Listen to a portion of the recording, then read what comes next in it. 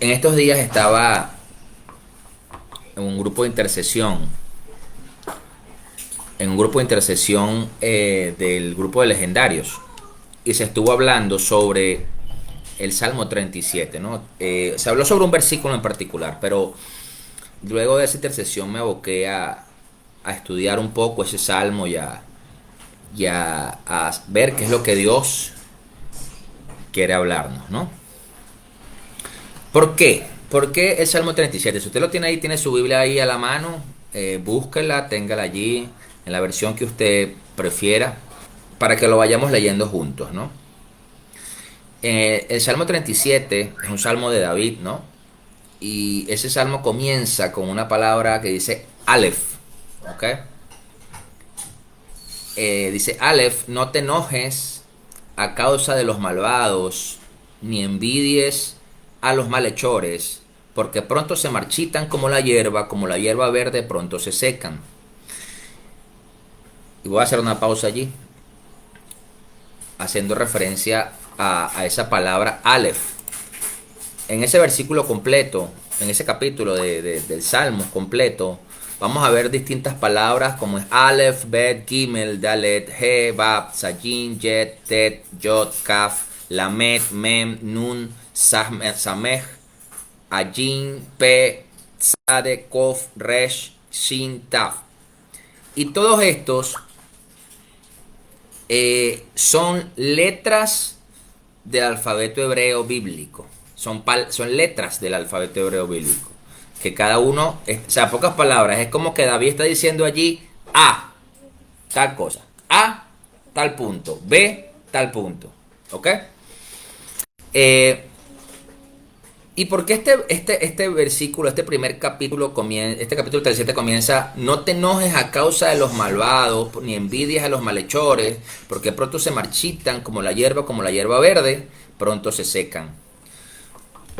Nosotros en estos días, en estas semanas, hemos vivido muchísimas emociones, vivimos muchas emociones, y dentro de esas emociones se puede manifestar ira, se puede manifestar ansiedad, miedo, se puede manifestar rencor, sentimientos de venganza, se puede manifestar depresión, tristeza, tantas cosas, ¿no? Cada quien quizás en un grado diferente, según su personalidad y su forma de ver las cosas, puede desarrollar una emoción, un sentimiento diferente, que por supuesto vienen de parte del alma. Ahora, este Aleph comienza porque el significado de Aleph, ¿ok? El significado hebreo de la letra Aleph es buey guía o jefe. O sea, simboliza el principio y el nacimiento de todas las cosas. Esta primera letra. ¿Qué quiere decir esto? Que este primer versículo que nos da el Salmo 37 inicia con el que nuestro corazón esté sano. ¿Ok? Inicia con que nuestro corazón esté sano. Sano de ira, de rencor, de envidia. Porque la realidad es que esos, ya lo vamos a ver más adelante en el capítulo, esos sentimientos y esas emociones nos llevan a maldad, ¿no? El capítulo continúa, el versículo 3 dice, Bet, que es otra letra, confía en el Señor y haz el bien, establécete en la tierra y mantente fiel. Dice el versículo 4, deleítate en el Señor y Él concederá los deseos de tu corazón. Nosotros muchas veces, familia, estamos más abocados como cuerpo, como hijos de Dios, a buscar a Dios o a buscar los deseos del corazón, ¿ok? Para que Dios cumpla mis anhelos. Pero nos olvidamos muchas veces de deleitarnos en Él. ¿Qué es deleitarnos en el Señor? Cuando usted está con una persona que es de su mucho agrado, de mayor agrado, Cuando usted se come un plato de comida, un postre, que usted se deleita, usted disfruta ese momento con Dios. Y no es el buscar a Dios para que el Señor solo me escuche y cumpla mi petición. Sí, está bien que clamemos y está bien que busquemos que sea Dios escuchando nuestras oraciones, ¿no? Pero es que Dios lo que busca en nosotros es que nos deleitemos en estar con Él. Que estemos con Él. Que usted desee estar con Él. A mí siempre me gusta hablar de esta analogía de la novia, que es la iglesia, y el novio, que es Jesús. Y yo siempre me gusta pensar en eso porque cuando uno piensa en relaciones, tú dices, bueno, pero ¿qué novio quiere estar con una novia que no desea, que no se deleita estar con él? Que no, o sea, piénselo allí donde está. Piénselo. O sea, usted tendría una relación con una persona que no se deleita simplemente con estar con usted tomándose un café, conversando, sentado, viendo la televisión, o simplemente hablando, o solamente sentado uno al lado del otro viendo el horizonte. ¿Sí me entiende? Entonces, ¿qué sucede? Tenemos que deleitarnos en el Señor. Es importante deleitarnos en el Señor. ¿Ok? Versículo 5 dice Gimel. Dice, esa es otra letra, Gimel. Encomienda al Señor tu camino, confía en Él y Él actuará. Fíjate que es la segunda vez que dice confía. El versículo anterior en el 3 dice confía en el Señor y haz el bien. Y en el 5 dice confía en Él y Él actuará. El 6 dice hará que tu justicia resplandezca como el alba, tu justa causa como el sol de mediodía. Cuando nosotros confiamos plenamente en Dios, cuando usted confía plenamente en Dios, es que Él actúa. ¿Saben por qué? Porque cuando nosotros medio confiamos, cuando confiamos un poquito, queremos actuar, queremos hacer. Pero pasa algo, uno lo ve en los niños, con los padres. Los niños, cuando tú le dices, tranquilo hijo, todo está bien, yo voy a resolver esto, el niño se queda tranquilo, ¿cierto? Confía en su papá. Pero a veces nosotros se nos olvida que tenemos un padre bueno, que es Dios, y se nos olvida que confiando en Él, Él va a hacer. Él va a tomar el control de la situación. Él siempre tiene el control. Entonces, cuando dice el versículo 6, hará que tu justicia resplandezca, tu justa causa como el sol de mediodía. ¿Cuál es la justa causa? Porque yo conversaba hace unos días, no, unos meses, como un mes atrás, con un amigo que él está fuera del país. Y conversábamos y él hablamos un poco de este tema de Dios, de que bueno, de que el tema porque él, bueno, él dice que no cree en Dios, ¿no? Y yo le decía, el problema está que según tú, ¿qué es ser bueno? Porque el ser bueno, según el ser humano, tú puedes pensar una cosa que es bueno y yo puedo pensar que no. Quizás para una persona el mentir es bueno, pero para mí no lo es. O sea, ¿quién establece esa norma de justicia? Y eso lo establece Dios en su palabra. Dios es quien establece la norma de justicia en su palabra. Entonces, por eso es que nosotros tenemos que buscar es que la justicia de Dios en nuestra vida, lo que es justo para Dios, resplandezca como el alba y que, por supuesto, ahí viene una justa causa que va a estar como sol de mediodía. ¿Cómo es el sol de mediodía? Incandescente. Imposible ocultarlo. Usted sabe cuando está el sol de mediodía. Si usted va a la calle o va a la playa o está en la montaña, usted sabe cuando está cuando es mediodía. No solamente por la posición del sol, sino por el calor y la fuerte que está. Cuando nosotros estábamos en la montaña hace más de un mes ya, no teníamos ni relojes ni nada, no teníamos ningún dispositivo para saber la hora. Solamente el sol. Y uno veía el sol y decía, bueno, ¿qué hora es? Bueno, deben ser como las 3 de la tarde. Entonces,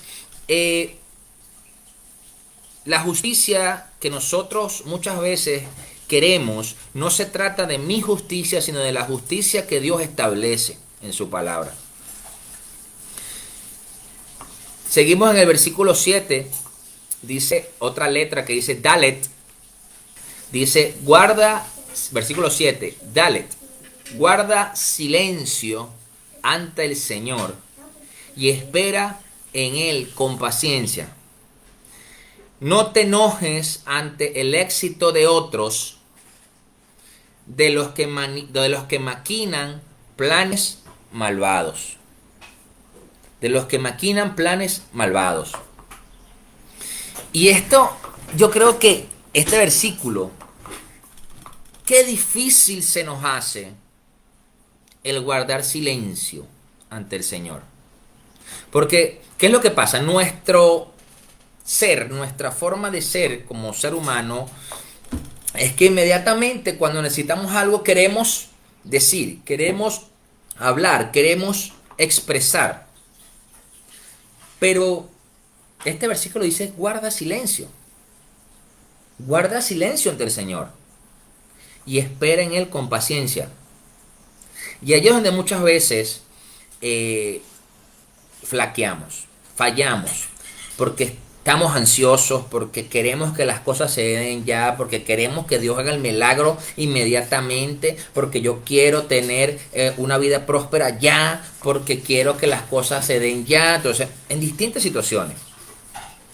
No sé, podemos verlo en distintas situaciones. Podemos verlo, no sé, hice un negocio, monté un negocio, de lo que sea. Yo monté un negocio de hacer pastelitos de queso, sabroso. Ah, no, pero yo quiero que ese negocio ya en un mes sea el negocio, el mejor negocio del país y que yo venda miles de millones de bolívares.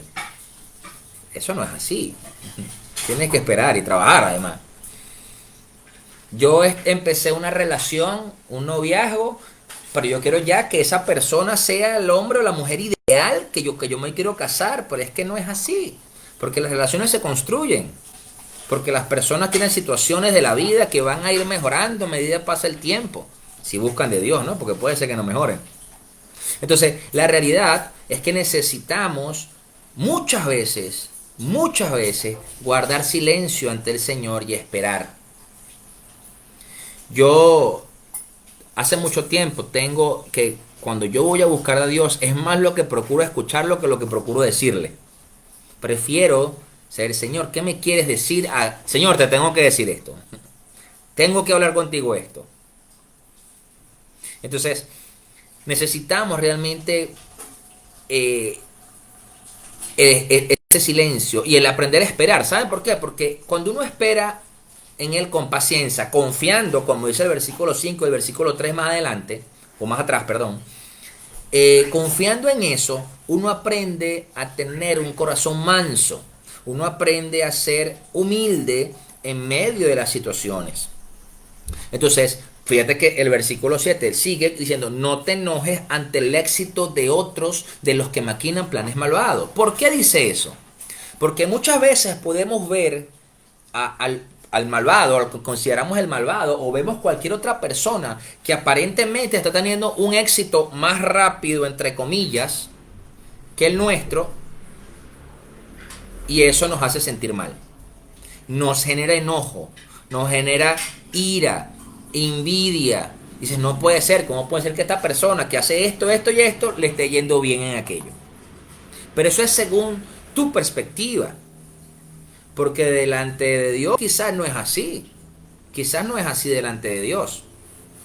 Entonces, la cuestión esta es que el éxito, lo que tú consideras el éxito en una situación, quizás para Dios es un fracaso en algo.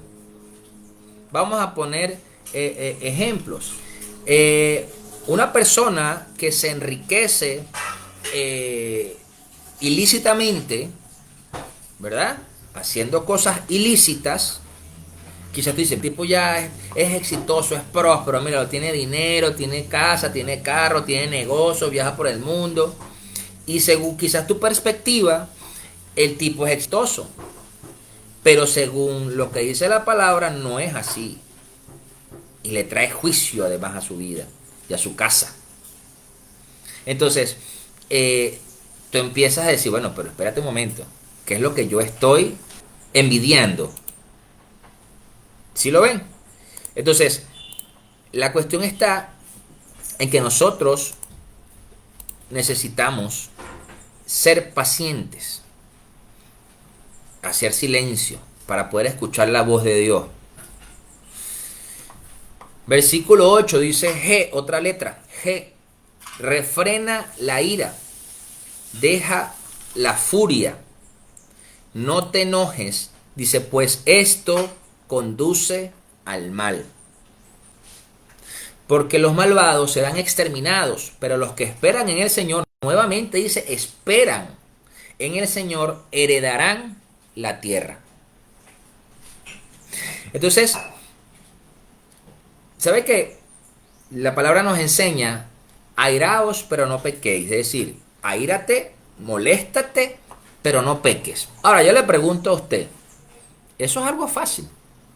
O en realidad cuando usted está molesto, pero no estoy diciendo que es que tiene la molestia, que digo que tiene ira, que está muy bravo, ¿verdad que a veces peca? Eh, porque te baja el alma, te baja lo carnal, te baja, o sea, te baja a lo que no debería ser. ¿Por qué? Porque dice, no te enojes, pues esto conduce al mal. La ira, el enojo, el rencor, conduce a hacer lo malo. Vamos a ver el ejemplo de Moisés. Moisés cuando era egipcio, vamos a decirle así, cuando estaba como egipcio, él asesinó a otro egipcio porque tuvo ira al ver cómo golpeaba a un hebreo, porque ya él supo que él era hebreo de nacimiento. Entonces, al ver cómo agredían a un hebreo, que era un esclavo, ¿verdad? La ira que tuvo generó que asesinara al egipcio. Y a pesar de eso, él pensaba que eso iba a traerle justicia o iba a hacerlo, a enaltecerlo delante de los hebreos. Pero cuando hubo una disputa entre dos hebreos y él trató de intervenir, ¿qué fue lo primero que le dijeron? No me vengas a decir nada porque o acaso me vas a matar como mataste a tu hermano el egipcio. Y eso fue la consecuencia, eso fue una consecuencia de su ira, de su ira. Entonces, tenemos que aprender realmente a refrenar la ira, a dejar la furia. Y saben, la Biblia nos enseña, dice, el espíritu manso apacigua la ira. El espíritu manso apacigua la ira. Pero vuelvo y repito, dice el espíritu, no dice el alma mansa. Porque la única forma de que la ira sea apaciguada, la ira en nuestra alma, la ira en nuestra carne sea apaciguada, es que vayamos al espíritu que está conectado al Espíritu de Dios. Entonces, no es tan fácil, ¿verdad? Pero sí es fácil si buscamos a Dios. Dice además el versículo 9, dice, porque los malvados, no, ya lo leí, porque los malvados serán exterminados, pero los que esperan en el Señor heredarán la tierra. Capítulo 10, versículo 10, perdón, dice, Vav, otra letra. Dentro de poco, los malvados dejarán de existir, por más que los busques, no los encontrarás. Dice, pero los humildes, repite, heredarán la tierra y disfrutarán de gran bienestar. Ahora, ese versículo a mí me llevó a hacerme una pregunta. Dice, si los malvados dejaron de existir, ¿para qué lo voy a buscar? ¿Para qué yo voy a buscar al malvado? Dice, por más que los busques, no los encontrarás. Entonces dice, pero ¿para qué lo voy a buscar? ¿Y saben por qué lo haríamos? ¿O por qué la gente busca quizás buscando revancha? Y eso es algo que tenemos que sacarnos del corazón. Buscar la revancha. Una de las cosas que necesita nuestra nación sanar es dejar de buscar la revancha. Porque el buscar la revancha no se convierte siempre en un toma y dame. En un toma y dame. Y allí es donde realmente obra Dios. Cuando tú aprendes realmente a buscar del espíritu más que del alma y la carne. ¿Cómo podemos ver eso, ese ejemplo bíblico? Nosotros vemos a un Pedro que cuando vinieron a apresar a Jesús, le cortó la cabeza al soldado. Le cortó la oreja, perdón. No la cabeza, eso quería él, lo que pasa es que lo peló. Pero, ¿qué hizo Jesús? Jesús le dijo, "Epas, no, así no." Y le sanó la oreja al hombre. Entonces, nosotros tenemos, o sea, Jesús no buscó venganza, no buscó revancha en ese momento. Porque imagínate la ira, si Jesús se hubiera dejado llevar por la ira que hubiera tenido Jesús al ver a Judas venir, besarlo en la mejilla y traicionarlo frontalmente. ¿Usted le produciría ira? Yo creo que sí, a cualquiera de nosotros. Jesús fue manso. Es más, Jesús fue tan manso que estuvo caminando con Judas por 3 años, discipulándolo, enseñándolo, por 3 años, sabiendo que iba a ser traicionado por Judas. Yo estoy seguro que no existe ser humano en la tierra que haría eso. No existe ser humano en la tierra que caminaría con alguien durante tanto tiempo sabiendo que esa persona lo va a traicionar. Porque a lo mejor puede ser que lo hagas cuando ignoras eso. Pero Jesús lo sabía. Y yo creo que eso demuestra una mansedumbre tan grande de Jesús. De no querer ahorcarlo en la noche, de no querer agarrarlo y darle golpes. ¿Me entiendes? En un momento dado. ¿Sí me entiendes? Sí, cóchale, ¿qué te pasa? Porque quizás cualquiera de nosotros pudiera hacerlo. Se deja ir por la ira y vamos y hacemos lo malo.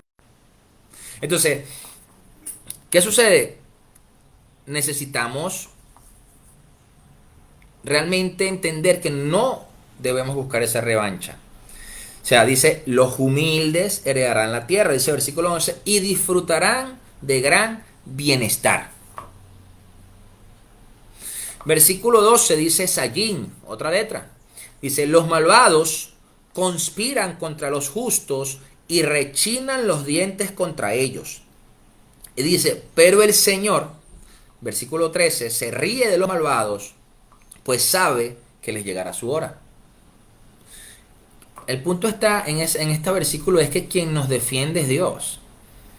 Quien nos guarda es Dios. Entonces, realmente el Señor, el malvado quizás puede pensar lo que sea. Y cuando estoy hablando de malvado, estoy hablando en cualquier ámbito, en el que sea. ¿Ok? Dice además, el versículo 14 dice, Het. Dice, los malvados sacan la espada y tensan el arco para abatir al pobre y al necesitado, para matar a los que viven con rectitud. Pero su propia espada les atravesará el corazón y su arco quedará hecho pedazos. ¿Saben? Ese versículo me hizo pensar mucho cuando la batalla de David y Goliat. Porque dice si no lo ha leído, y usted la puede leer, dice que David le dio una pedrada a Goliat en la frente con la honda, ¿cierto? Pero le cortó la cabeza a Goliat con su propia espada. O sea, la piedra lo tumbó, lo atontó, pero su propia espada fue la que usó David para cortar la cabeza de Goliat. Entonces, ¿qué pasa? algo que tenemos que tener claro es que cuando uno vive en rectitud, cuando uno vive en rectitud, nos trae persecución y juicio. Cuando usted hace lo correcto, siempre va a haber gente que lo señale, siempre por lo general es el malvado que va a decir, tú estás haciendo porque tú estás viviendo en rectitud.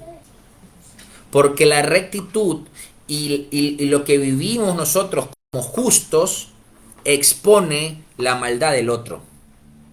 Ahí es donde no le gustan mucho las cosas a la gente. Por eso es que a Jesús los fariseos lo perseguían. Porque Jesús, la santidad, la rectitud que tenía el Señor, conforme a la palabra, al Tanakh, a la Torá, conforme a su palabra, entonces los exponía a ellos en su maldad. ¿Por qué? Porque si nos dice que nosotros somos sal y luz en el mundo, nuestro deber como hijos de Dios es exponer la luz para que la maldad sea vista. Lo que pasa es que eso tenemos que tener mucha confianza y paz en el Señor para que eso se dé. Dice el versículo 15, el 16, perdón, otra letra, tet. Más vale el 16, más vale lo poco de un justo que la abundancia de muchos malvados. Dice, porque el brazo de los malvados será quebrado, pero el Señor sostendrá a los justos. Por eso es que, como les decía hace un ratico, la justicia viene de parte de Dios. Dios es quien sostiene a los justos. Dios es quien guarda al justo. Ahora, ¿cuál es nuestro deber? Ser justos. Ser personas justas delante de Dios. Ser personas que siempre van a anunciar la verdad, que siempre van a ir por el bienestar del otro, del prójimo, que siempre van a ayudar al prójimo, que siempre va a amar a Dios sobre todas las cosas y va a amar al prójimo como a sí mismo. Eso es ser justo. El ser justo se refiere al poder asumir las consecuencias de los propios errores. El ser justo se lleva al que tú digas la verdad, aunque la consecuencia que te traiga esa verdad sea mala para ti. Eso es ser justo. Entonces, lo que pasa es que se nos enseña muchas veces desde niños, y más cuando somos criados fuera de un hogar cristiano, desde niños, que cuando tú ocultas algo, dices una mentira o una mentirita blanca para salvarte de una mala consecuencia. Pero ¿y quién te dijo que te salvaste de esa mala consecuencia? Esa es la cuestión. Esa es la cuestión.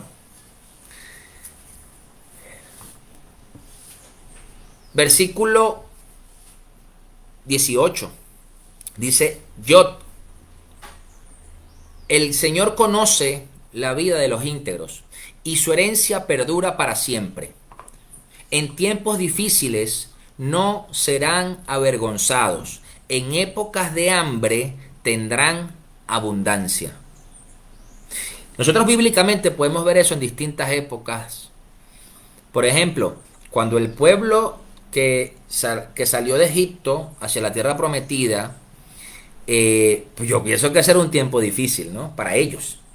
O sea, ellos salieron de vivir en un lugar cómodos, entre comillas, teniendo comida, teniendo techo, a salir a caminar a la nada. A caminar en el desierto donde podían tener altas temperaturas o bajas temperaturas.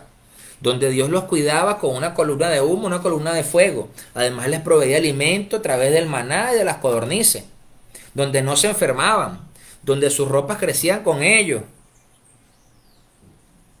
Entonces, y todavía a pesar de la testarudez del pueblo hebreo de ese entonces, de caminar durante 40 años por su testarudez, Dios los cuidó durante todo ese tiempo que ellos estaban testarudos, donde ellos hacían lo contrario a Dios, donde levantaron un becerro de oro porque necesitaban adorar algo,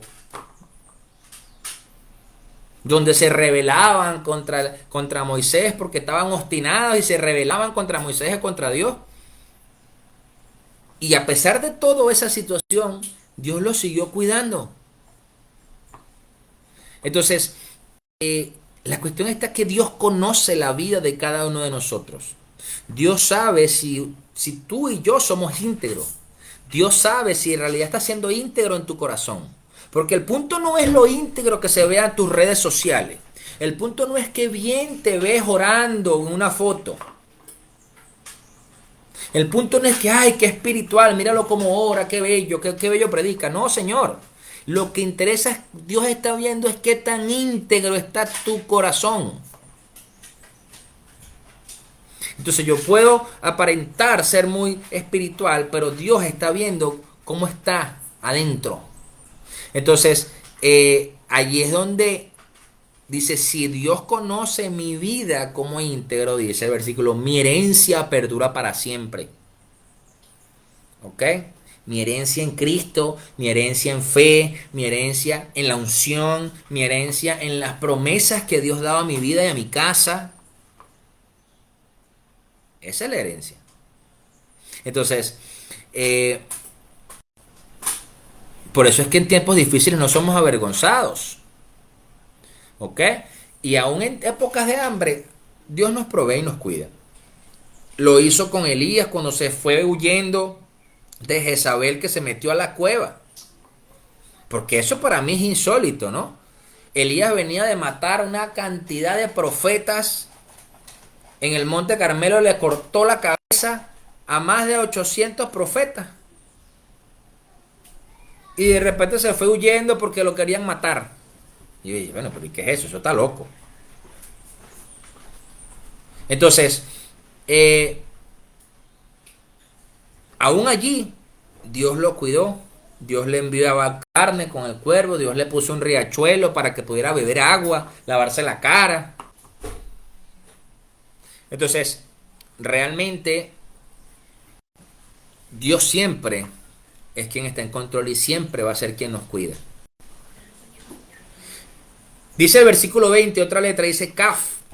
Dice los malvados, los enemigos del Señor, y aquí enfatiza, porque fíjense cuando uno escucha durante todo el capítulo los malvados, usted le pone en su mente la cara al malvado que usted cree, al que usted piensa, al malvado que usted quiere. Puede ser hasta la presidenta de Junta de Condominio que usted le pone la cara, ay, que esta es la mala. El profesor que me raspó la materia, usted le pone la cara, ese es en su mente. Pero en este versículo 20 especifica los malvados, dice los enemigos del Señor. Esos son los que está viendo Dios en este capítulo como los malvados. David está enfatizando aquí que los malvados son los que son enemigos del Señor. Dice, acabarán por ser destruidos, desaparecerán como las flores silvestres, se desvanecerán como el humo. Es que eso es bíblico, eso es sabido. ¿En qué aspecto? Porque ya el enemigo fue vencido. Satanás fue vencido en la cruz del Calvario. Y él ya tiene un destino, que es el lago de fuego y azufre. O sea, no tiene más. Su destino es muerte. Y por supuesto, todo el que sea enemigo del Señor, todo malvado que se alinee a lo que dice el enemigo, a lo que dice Satanás y no a lo que dice Dios, va a pasar eso. ¿Ok? Dice versículo 21, dice otra letra, Lamet, dice, los malvados piden prestado y no pagan, pero los justos dan con generosidad. Fíjate que está hablando aquí que los malvados, está hablando bien también de avaricia, codicia. Yo tengo para mí, pero no, yo no doy. Y eso puede ser lo que sea. Puede ser dinero, puede ser palabra, puede ser oración, puede ser tiempo. puede ser de unción de la que Dios le dio a usted. Entonces, ¿qué sucede? Cuando nosotros realmente tenemos un corazón generoso, de dador alegre, tú vas a ser visto como un justo. Porque dice, el malvado pide prestado y no paga.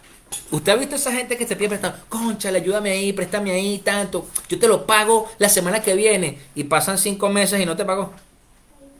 Eso, esa persona está viendo a Dios. Dios ve a esa persona como un malvado. Porque simple y llanamente está diciendo, yo te pedí prestado, paga lo justo. Y si además de eso, los justos dice, dan con generosidad. Nosotros, y por eso digo, pongo el tema del préstamo de dinero como un ejemplo, pero eso puede ser, como sea, puede ser en tiempo.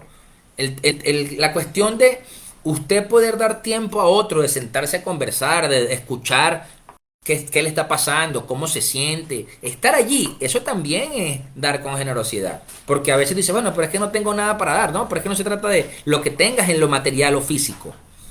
Muchas veces es, oye, un mensajito, oye, ¿cómo estás? ¿Cómo está todo? ¿Cómo está tu casa? ¿Cómo están los niños? ¿Cómo está tu familia? ¿Cómo está tu trabajo? Estoy llorando por ti. Esas cosas. Eso también es dar. Dice el versículo 22. Los benditos del Señor heredarán la tierra, pero los que Él maldice serán exterminados. Qué duro ese versículo, ¿verdad? Qué duro es ese versículo. ¿Sabe por qué? Porque uno sabe que Dios ama a todo el mundo y espera que todas las personas se inclinen y se postren ante el Señor de señores. Pero ese versículo dice, pero los que Él maldice, no los que tú maldigas, no los que yo maldiga, los que tú maldigas, no, los que Él maldice. Y a mí eso me parece curioso porque tú ves en las redes sociales a gente que son virales y entonces andan maldiciendo al otro y tú que eres hijo del diablo y maldiciendo a todo el mundo. Y tú dices, pero es que eso no nos corresponde a nosotros. A nosotros no nos corresponde el maldecir a nadie. Nosotros tenemos que bendecir, pagar bien por mal, no pagar mal por mal. O sea, no hay ley del talión, pues. No hay ojo por ojo. Entonces, ¿qué sucede? Necesitamos entender que Dios es el que dice, no nosotros, no nosotros. Versículo 23, otra letra dice Mem, otra letra. El Señor afirma los pasos del hombre cuando le agrada su modo de vivir. O sea, esa frase, cuando le agrada su modo de vivir. Dice además el 24, podrá tropezar, pero no caerá, porque el Señor lo sostiene de la mano. ¿Saben? Eso me recordó tanto a mis hijos cuando estaban bebecitos. Y bueno, si usted tiene hijos pequeños, también lo recuerdo. Tiene un sobrino. ¿Sabe que los bebecitos cuando están chiquitos y están aprendiendo a caminar, se tropiezan y se caen a cada rato? Parecen un pingüinito. Entonces, los papás lo agarran de la mano y va el bebé al lado así caminando así choreto, choretico porque no sabe caminar todavía bien. Así es que nos lleva Dios. O sea, cuando nosotros estamos caminando en nuestro modo de vivir, un modo de vivir que le agrada a Dios, Dios nos ve como un bebé, como un niño que está caminando y te lleva de la mano, te vas a caer y Él te agarra. Dice, no está sosteniendo de la mano. Él te sostiene cuando tú crees que te vas a caer. Y yo sé que muchos de nosotros, hay muchas situaciones donde tú dices, no aguanto, me voy a caer. Voy a hacer lo malo, voy a pecar, ya no resisto esto. Pero en ese momento Dios es que sostiene tu mano. En ese momento es que Dios ve que vas a caer, te estás tropezando, vas tropezando y Dios sostiene tu mano. Y no caes. Dios te guarda de un golpe. Dios te guarda de que te caigas, de que te pierdas. Y eso para mí es hermoso, eso que dice David allí. Porque Yo creo que todos como seres humanos llega un punto que tú dices, ya no resisto, Señor, ya no aguanto, ya no quiero. O también, o quiero ir a hacer lo malo, porque esa es la otra. Y Dios te dice, no, quédate aquí y agarra la mano, quédate aquí tranquilo.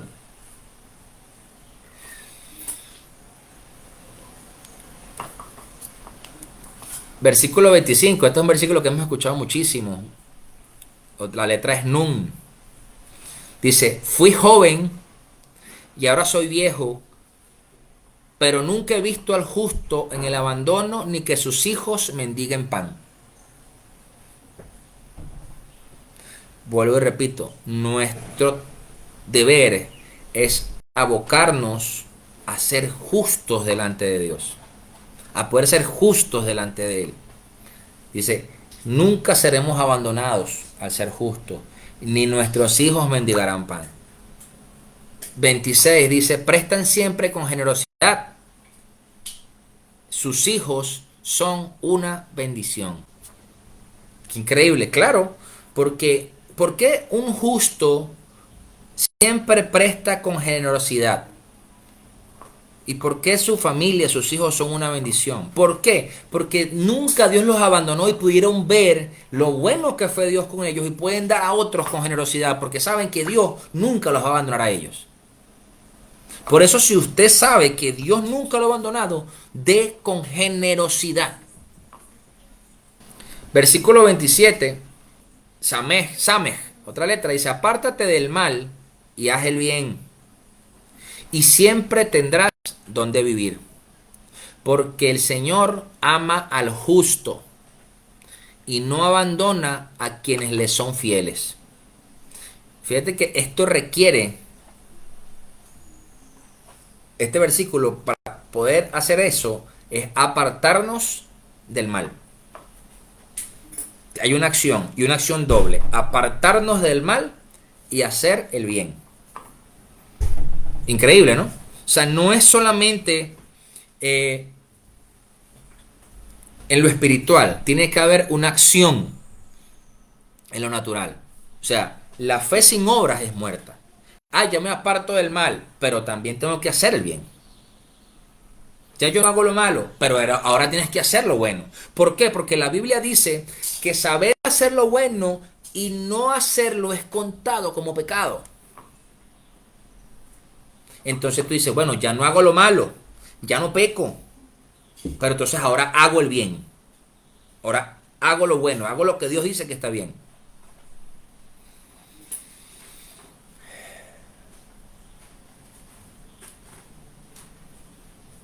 Versículo, bueno, en el 28, dice, porque el Señor ama al justo, y entra otra letra que dice, allí, dice, el Señor los protegerá para siempre, pero la descendencia de los malvados será exterminada.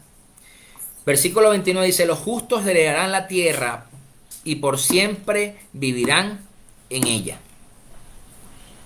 P, otra letra, versículo 30 dice, la boca del justo imparte sabiduría y su lengua proclama la justicia. La ley de Dios está en su corazón y sus pies jamás resbalan. O sea, cuando nosotros realmente estamos buscando ser justos delante de Dios, vamos a procurar ser sabios. Vamos a procurar que las cosas que digamos, lo que hablemos, lo que pensemos, las cosas que actuemos, no sea según nuestra propia sabiduría, sino la sabiduría que viene de parte de Dios a nosotros. Porque, cónchale, en la carne yo creo que cualquiera mete la pata. Cualquiera dice lo que no tiene que decir. Entonces, claro, ¿por qué? Porque dice, la ley de Dios está en su corazón y sus pies jamás resbalan. Tú vas a procurar siempre vivir agradando a Dios.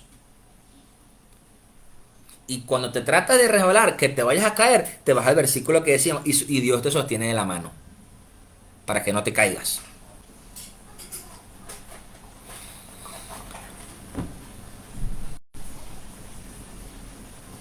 Versículo 32, otra letra, tzade. Los malvados acechan a los justos con la intención de matarlos, pero el Señor no los dejará caer en sus manos, ni permitirá que los condenen en el juicio. ¿Saben? Una de las cosas que Dios nos guarda es de ese miedo que genera las tinieblas, que genera el enemigo en el corazón de la gente.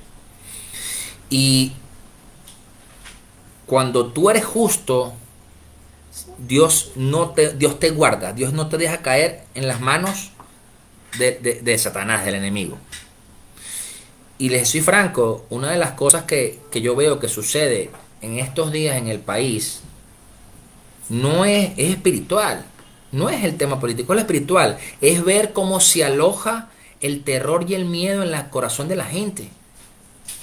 Y tú lo meditas, tú dices, pero es que esta situación es totalmente diabólica, el que se aloja el miedo en el corazón de las personas.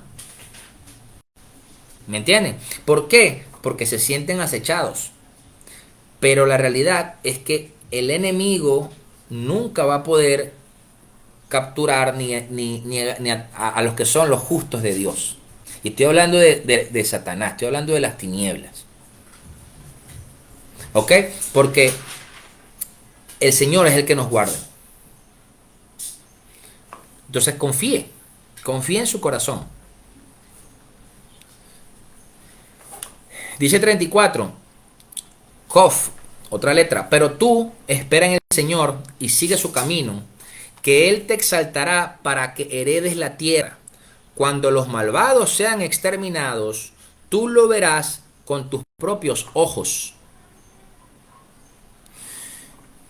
Dice el versículo 35, Resh, he visto al déspota y al malvado extenderse como árbol frondoso en su propio suelo, pero pasó al olvido y dejó de existir.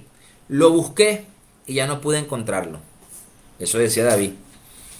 Dice, Shin, versículo 37, observa a los que son íntegros y honestos. Hay porvenir para quien busca la paz. Pero todos los transgresores serán destruidos. El porvenir de los malvados será el exterminio. La Biblia dice en las bienaventuranzas, dice, bienaventurados los pacificadores, porque los tales serán llamados hijos de Dios. Y fíjate que este versículo nos dice aquí, observa el 37, observa a los que son íntegros y honestos, hay porvenir para quien busca la paz. O sea, nuestro deber es buscar vivir en paz con todos, como dice la Biblia. Ser pacificadores, aunque eso nos traiga persecución, aunque eso nos traiga juicio. Porque cuando tú eres pacificador y la gente está en extremos, siempre te van a atacar, porque tú tienes que tomar un bando. ¿Sí me entienden? Entonces la realidad es que nosotros tenemos que buscar es agradar a Dios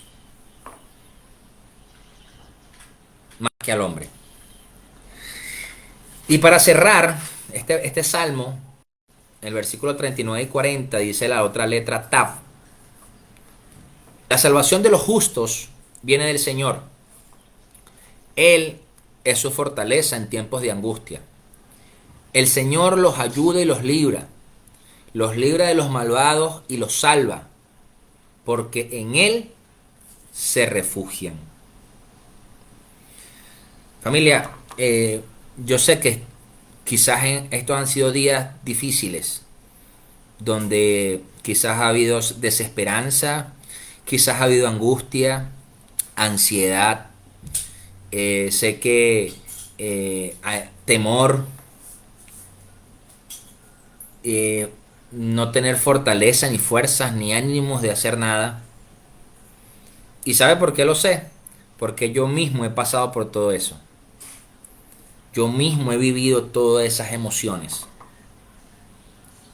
Porque yo deseo que todas las personas en mi nación estén bien. Porque yo deseo que todas las personas que yo pastoreo, que yo cuido en esta iglesia estén bien. Y a veces veo la situación y digo, ¿hasta cuándo, Señor? Y es duro, pero algo que me toca y nos toca es aprender a confiar en Él. Es entender que nuestra salvación como justos viene del Señor, que Él es mi fortaleza en tiempos de angustia, que Él me ayuda, que Él me libra, que Él nos libra de los malvados y nos salva. ¿Por qué? Pero solamente porque nos estamos refugiando en Él. Necesitamos refugiarnos en Él. Dejar de poner la mirada en los hombres y poner la mirada en Él.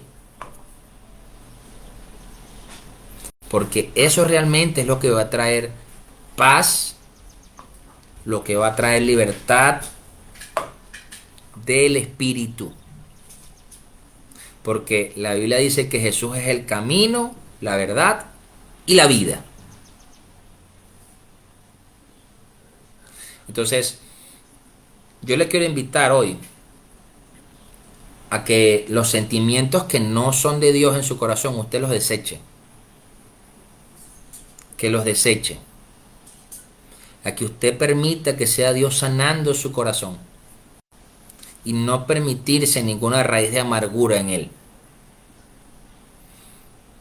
Y aprender a confiar. A hacer silencio ante la presencia de Dios. Y esperar que Él actúe y Él haga. Que usted hace y obra en lo que le corresponda. Ore, interceda, ayune, declare su palabra. Hable paz, hable vida y no muerte.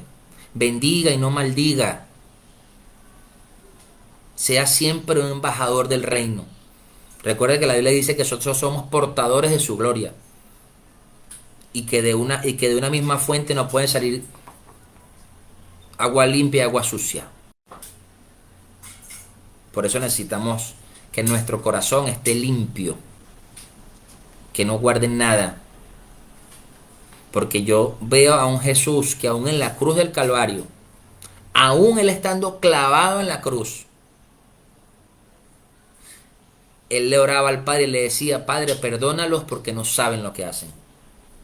Aún en esa situación tan difícil, de estando adolorido, herido por todos lados, aún así Él le oraba al Padre y decía: Padre, perdónalos. Por eso es que nuestro mayor ejemplo, nuestro mayor modelo a seguir es Cristo. No ningún hombre. No ningún hombre. Nosotros tenemos que procurar poner la mirada en Él y vivir como Él dice que vivamos. Eso es lo que realmente va a hacer que tengamos una gran nación. Eso es lo que va a hacer que realmente que todos los que vivamos en Venezuela sean prósperos. Es lo que va a hacer que realmente nos amemos y nos respetemos unos a otros, independientemente del pensamiento de cada quien. Y vamos a aprender que más allá de lo que yo pienso, está por encima el amor y la justicia de Dios sobre todo. Amén. Acompáñame a orar allí. Padre, en el nombre de Jesús, yo te doy gracias, Señor, por cada uno de mis hermanos. Yo te doy gracias, Señor, porque eres tú quien nos guarda. Gracias por cada uno de estos justos, Señor. Yo te pido, Rey, que seas tú sanando nuestros corazones, quitando, Padre Santo, todo temor, toda ansiedad, toda incertidumbre, Señor. Te pido, Padre, que en el nombre poderoso de Jesús seas tú proveyendo a cada uno de ellos, que provean lo que necesites, que nunca falte alimento en sus hogares, que en el nombre poderoso de Jesús, que nunca falte de tu provisión y de tu palabra, que cuando haya, Padre Santo, ira, molestia, cuando haya rencor, Señor, cuando haya tristeza, depresión, Señor, seas tú quitándola, sanándola y suplantando esos pensamientos por tu palabra, Señor. Que traigas gozo en medio de las circunstancias, Señor. Y que podamos, Padre, tener paz en medio de las tormentas. Que podamos siempre entender que tú eres quien está en control, que tú eres soberano, Señor. Y que en el nombre poderoso de Jesús seas tú trayendo en nuestras vidas paz, porque tú eres príncipe de paz.